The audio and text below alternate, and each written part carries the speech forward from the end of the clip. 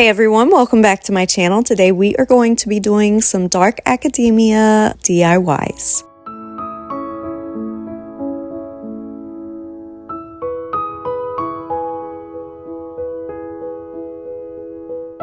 For this project, I found this cute little lantern at the thrift store and decided that I would turn this into a very bookish, very dark academia lantern with some of this vinyl sticky paper. I'm gonna make some mini books for this. I'm gonna link the vinyl sticky paper in the description below, but for the mini books, I actually found these as a free download, and I will also link the website for these as well. There's a few different ways that you can make some mini books, but I decided to just use some of this foam board from Dollar Tree, and I'm gonna take my little stickers and wrap them over the edge, lining up the spines with the side of the board. Now, if you wanted to, you don't actually have to use sticker paper for this. You could actually just print these on regular paper and then just Mod Podge them down. Once I had all of my books wrapped around my foam board, then I just used a sharp X-Acto knife to cut all of these out from the foam board. Because I wanted these to look vintage and a little older, I wanted to cover up a lot of that stark white, so I'm using some antiquing wax and just lightly going over all the edges where the foam board is. And for some of them, I even added some of that antiquing wax over the covers just to give them a variation of aging. I also decided to add some rolled up book pages. These are just some book pages that I pulled out of an old Reader's Digest. I am going to crinkle those up a little bit first, and then I will roll them and tie them with a little bit of twine. And these book pages are going to be the center of the lantern, so then I can put the books all around it. I also have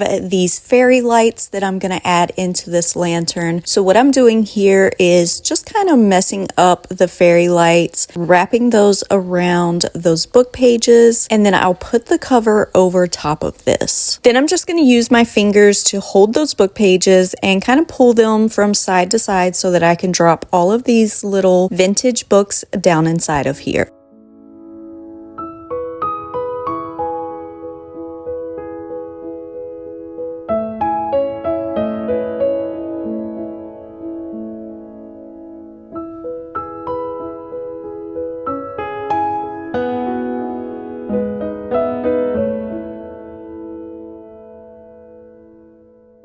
For this project, I wanted to make a book rest stand, so I'm actually just using some scrap wood. That bottom piece is just a piece of wood I had laying around. These top two pieces are actually the wood books from Dollar Tree, and I just mitered those so that I could make this into a triangular shape. The first thing I'm doing to these pieces of wood is just using some antiquing wax, going over all of my pieces, and I'm just brushing it on and then wiping off the excess with a rag, and I will set these aside and let them completely dry. To attach the top pieces that I mitered into that triangle shape, I am using some little L brackets and also some wood glue, and the easiest way to do this is to attach the L bracket to one piece, add your wood glue, then put the two pieces together and attach that second piece. Now, I do think the wood glue would be strong enough to hold this without the L bracket, but I just like it to be extra sturdy. Plus, it's going to help hold those two pieces together as I add the wood glue to the bottom pieces and stand it up on the bottom board. Then I set this aside and let that wood glue completely dry. Now, at this point, you could totally leave this book rest the way it is, but I decided to add this pretty little rose stencil with some black chalk paint, and I am very, very lightly going over this stencil so that it looks more airbrushed than like a solid black color. And since this stencil isn't quite as big as the pieces of wood, I just moved it around and filled in the spots.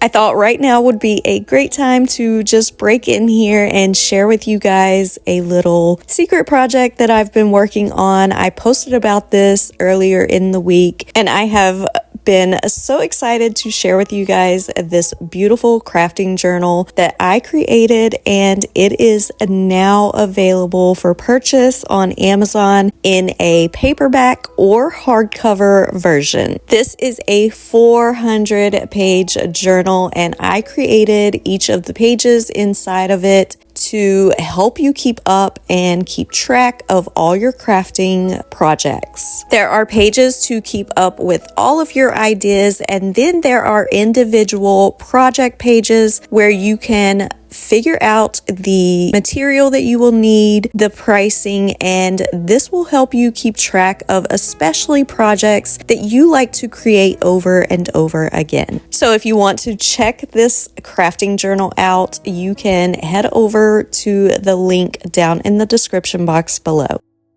For this project, I wanted to make an engraved public library sign. So I'm using a little plaque that I found at the Goodwill, and then I'm going to roll out a little bit of my air dry clay, just enough to fit over this wood plaque. Once I have the basic size laid out, then I'm going to put this over top of my plaque and continue rolling it out until it covers the entire thing. Once I have the plaque covered with the air dry clay, then I'm going to use this fondant mat that I got from Amazon. It's a little floral impression, and I'm going to flip that over, place it over top of my air dry clay, and give it a nice roll over top so that that floral impression goes into my air dry clay. Then I just carefully removed the fondant mat, and I'm going to flip this over. I'm not putting a ton of pressure on this plaque so that I don't mess up the little design, but then I'm just going to cut off the excess air dry clay. Once I have all of that excess cut off, then I'll flip this back over, go around all of the edges with my finger, and smooth out all of those edges. For the wording on the sign, I'm using some of my clear stamps, and I'm just going to press down into this clay to spell out public library. Now, I did end up leaving a little bit of space in front of public, and that's so I could use my little book stamps that I have and place a little book emblem right in front of there. Then I'm going to very carefully peel back each side of this, add a little bit of wood glue, and secure this to the plaque, then set it aside and let that air dry clay completely dry. Once it's dry, I'm going to go in with some black chalk paint and cover this entire thing. Then to finish it off, I'm going to take a big fluffy brush and some of my European gold rub and buff, and I'm very lightly going to go over this to bring out all of those beautiful details.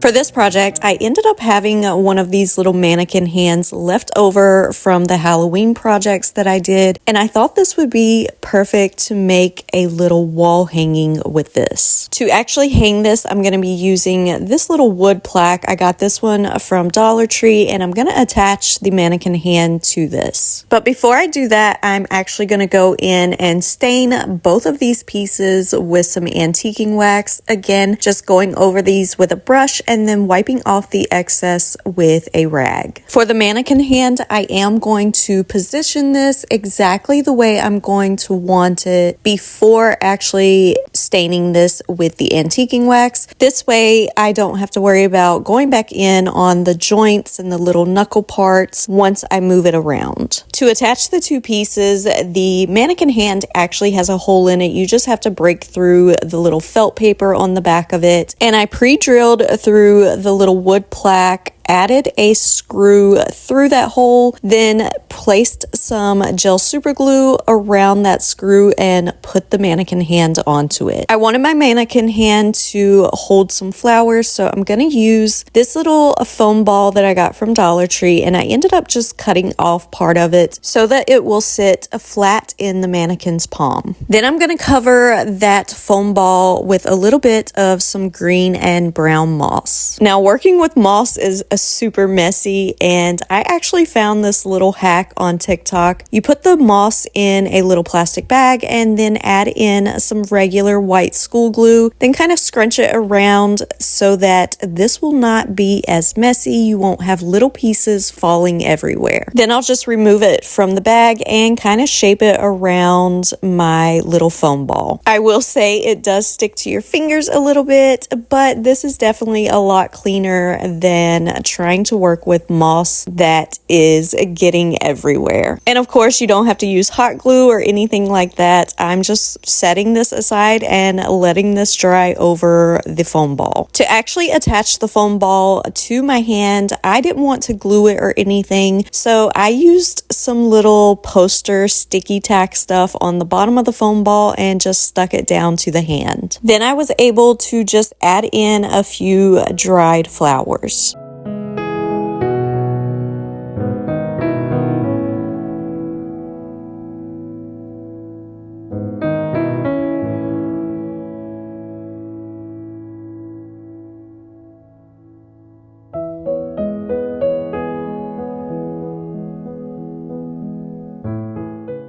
For this project, I am using some of these Dollar Tree wood plaques. They have different shapes and sizes, but I am just going to go in and start off by painting all of these plaques with some black chalk paint. I did also give these a light sanding before I painted them, and I feel like it just really helps them take the paint better. I wanted to make some pretty book painting portraits. So I created these in Procreate, in Photoshop, and I'm gonna have them linked for free download on my blog. And I ended up printing these off onto some rice paper with my inkjet printer. I also have this rice paper linked in my Amazon storefront. Now you can Mod Podge these directly down to these plaques, but I prefer to do the iron-on method for this rice paper. I just think it gives a cleaner look. You don't have to worry about wrinkles. So I'm going in and painting over these with a light layer of some Mod Podge. I will let that Mod Podge completely dry, and then I'm going to place my photos down, put a little bit of parchment paper over top, and then just use my mini iron to attach these. If you decide to do it this way with the iron-on method, just make sure you are going over those edges really well with your iron. And this is going to help you be able to just file off all the excess paper with a little bit of sandpaper at the end. And once I had the excess paper sanded off, then I decided to take a little brush and some of my European Gold Rub and Buff and go over all of those edges.